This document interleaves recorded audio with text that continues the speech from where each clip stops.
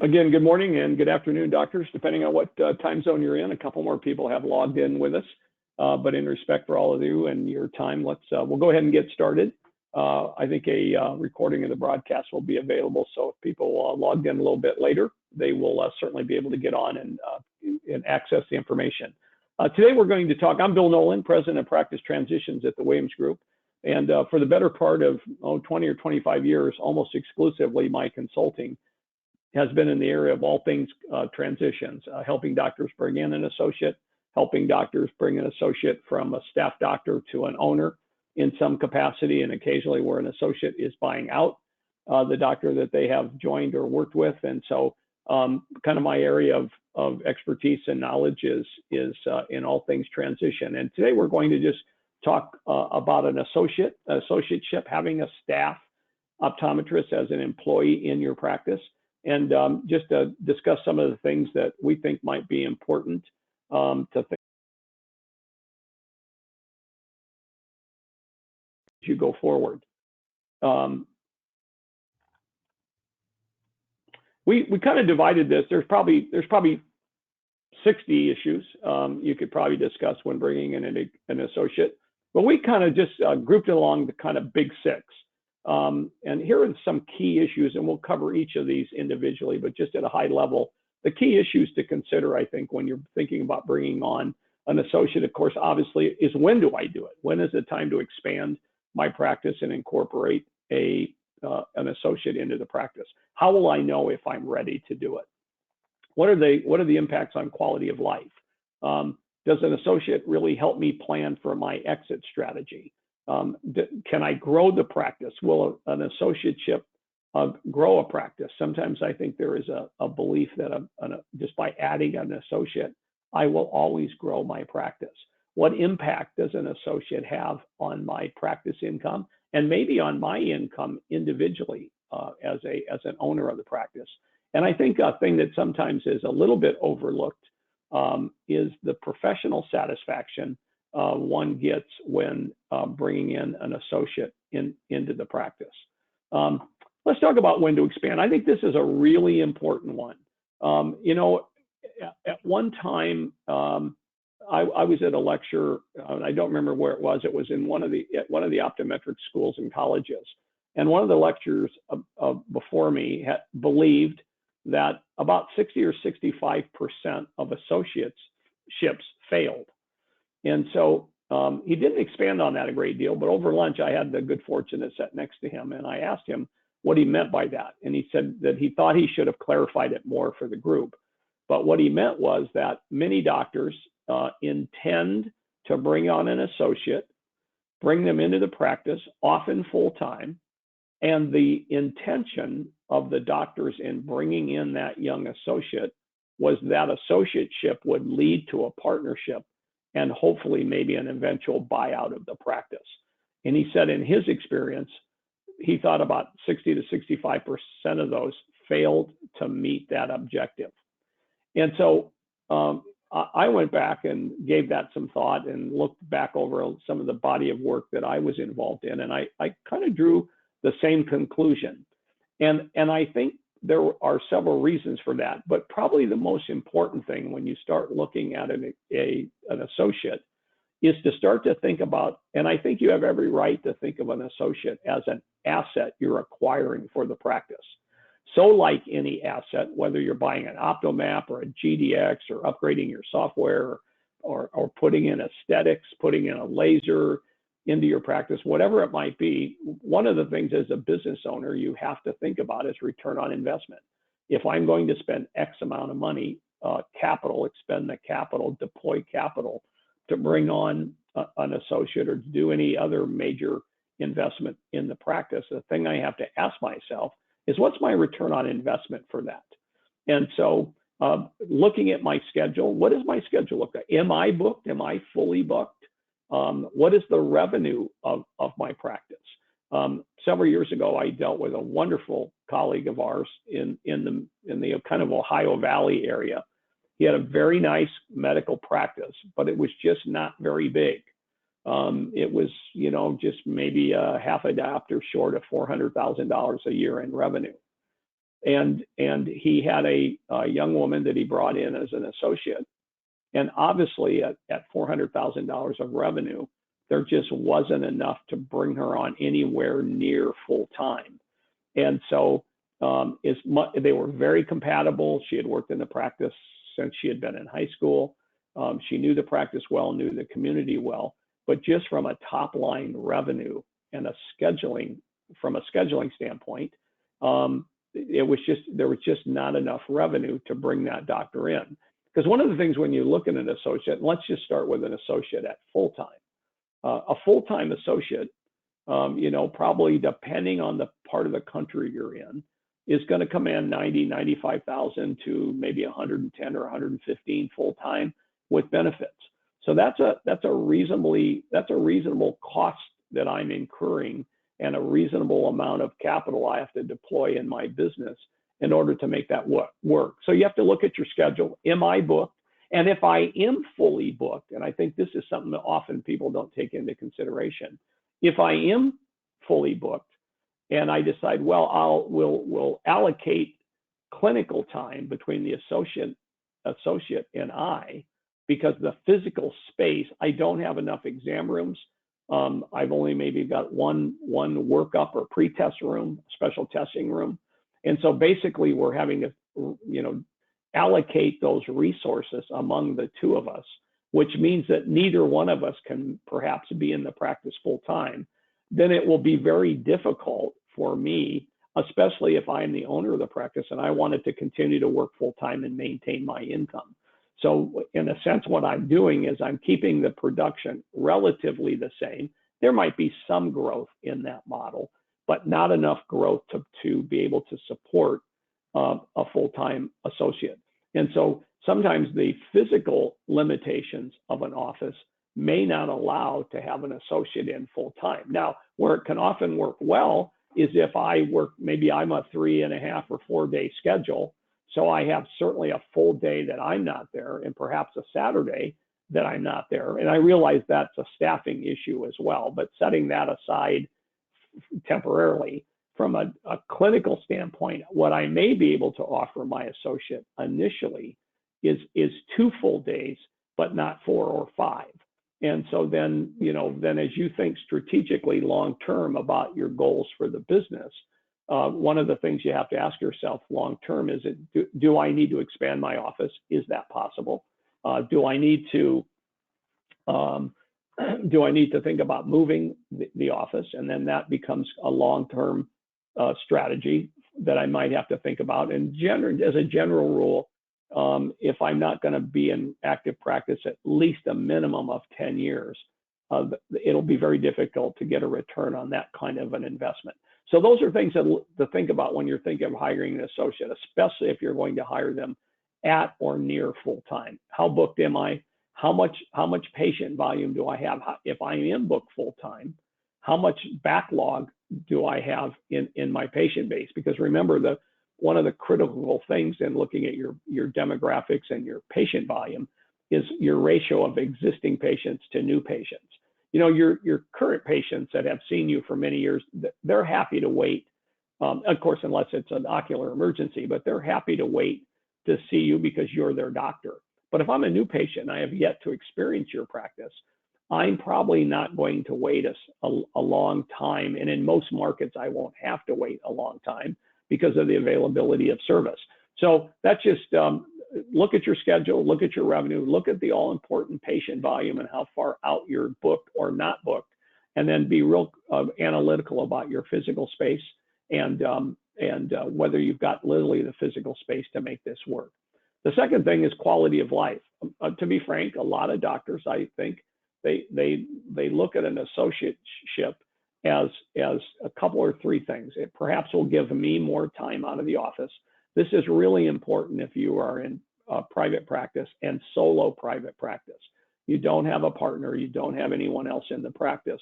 It becomes very difficult for me to take substantial time away from the office without it impacting the top line revenue and the consequent net income of the office.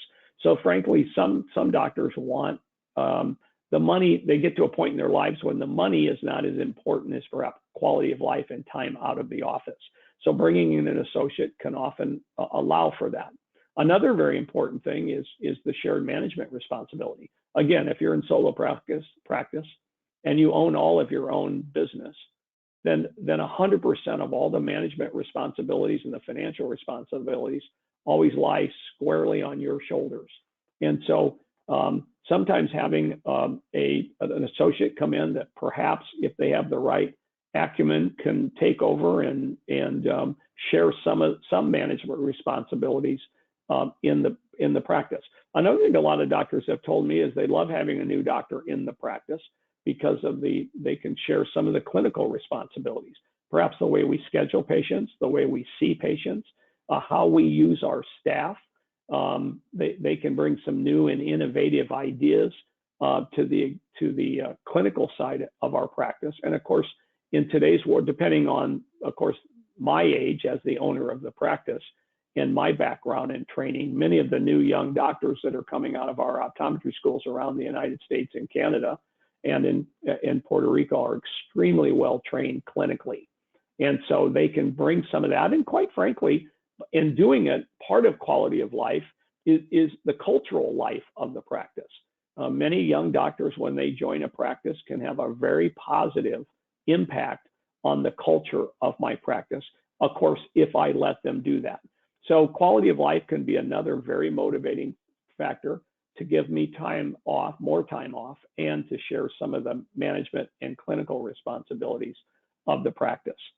This is probably, other than slide number 1, number 3 is really important. You know, I've always referred to this as kind of the entrepreneurial dilemma.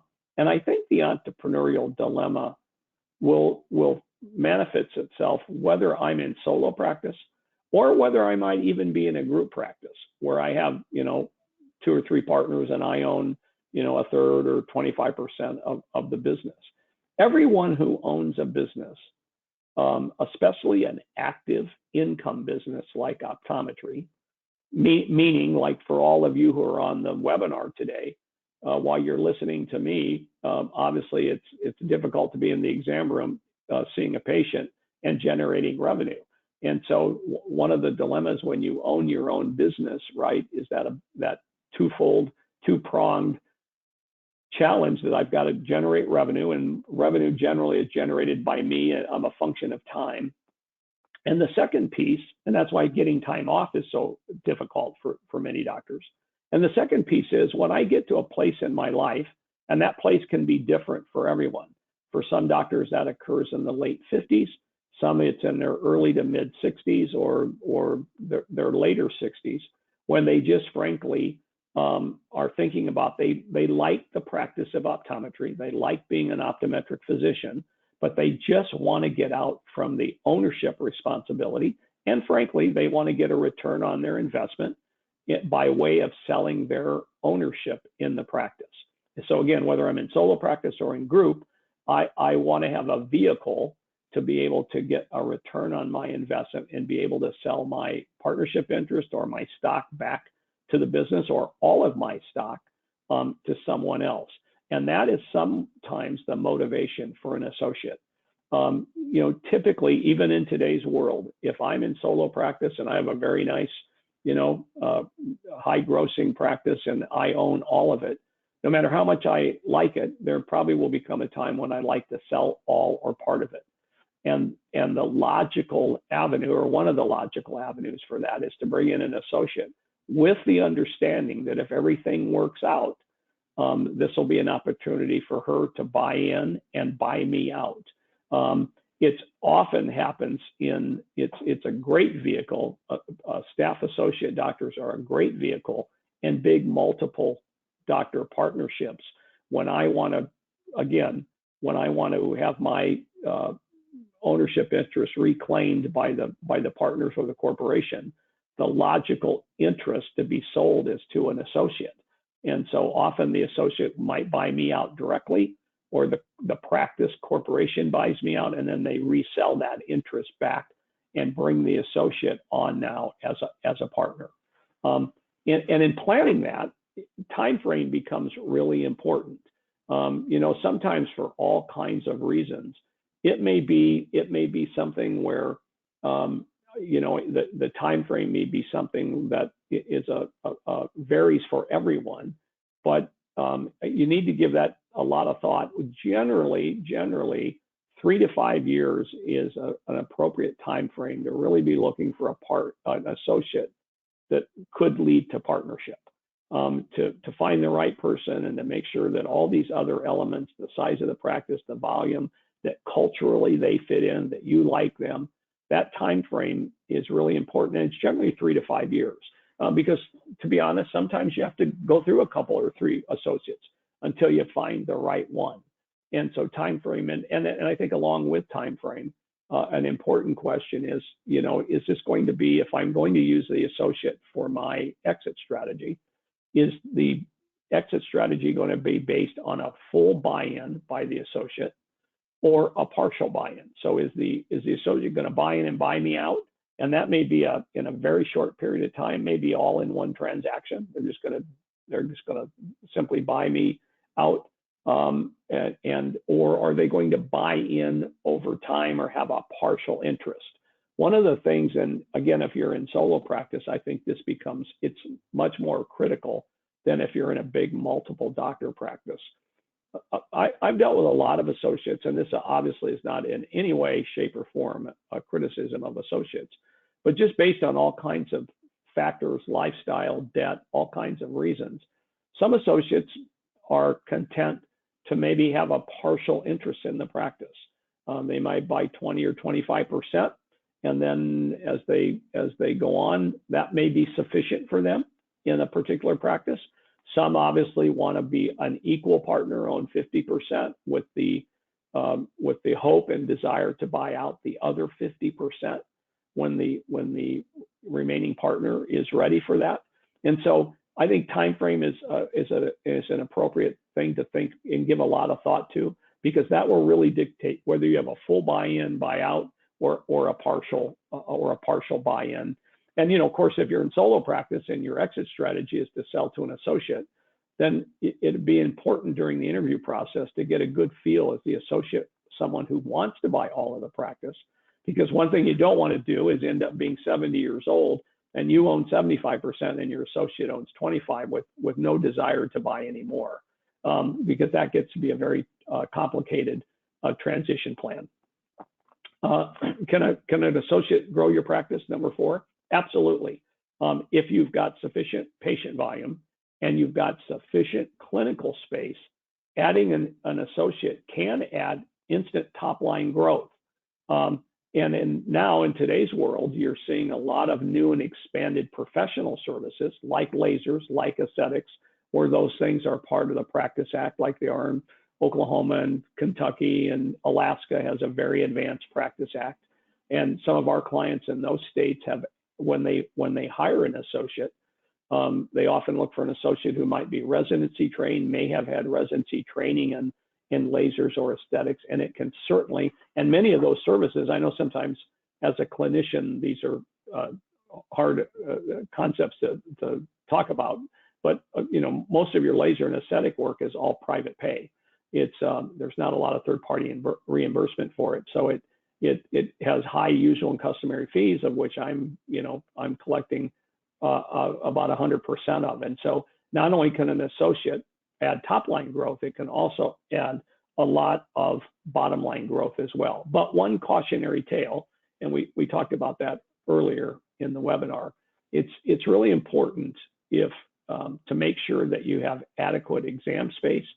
It will not add any top line growth if my associate and I have to share.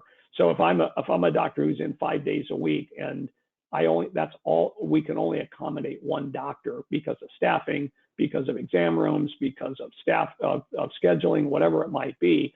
And if I take 2.5 days and my associate takes 2.5 days, I'll have good revenue, and I might even increase my revenue slightly because of these expanded professional services, but I won't have any meaningful top line growth, but I'll be doing all this in higher overhead, meaning mainly the associate salary.